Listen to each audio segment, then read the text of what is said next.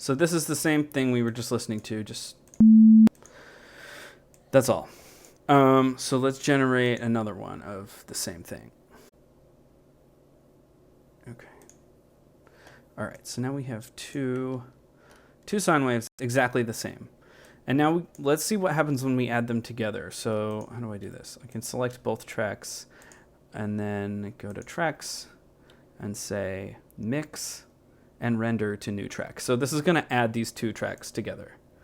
So you can see here, like, basically this point and this point get added together and they form this point, and then like this point and this point get added up to form an even higher one.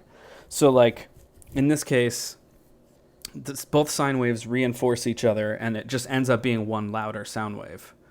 And there's like an interesting little trick you can do if you come in here, and if I delete this, so that now when we look at the sine waves, they're basically inverted from each other. They're offset.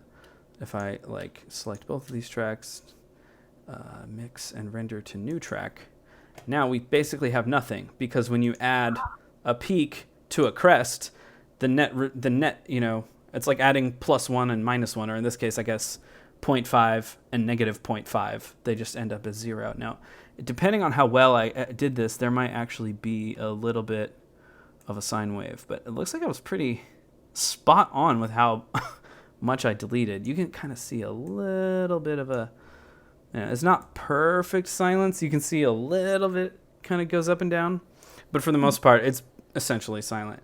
So there, we can maybe come back to this, but just the idea that, if you have a 220 sine wave and then I double it, let's see if I generate another tone track, generate tone at 440. Okay, well, I probably should have moved this over. Move this back to the beginning. And then tracks, mix and render to new track. Oops, I only had one selected.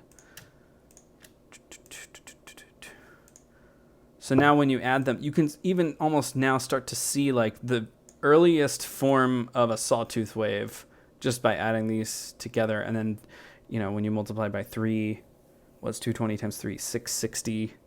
So like I could do that and mix it with this, and then it would be another one.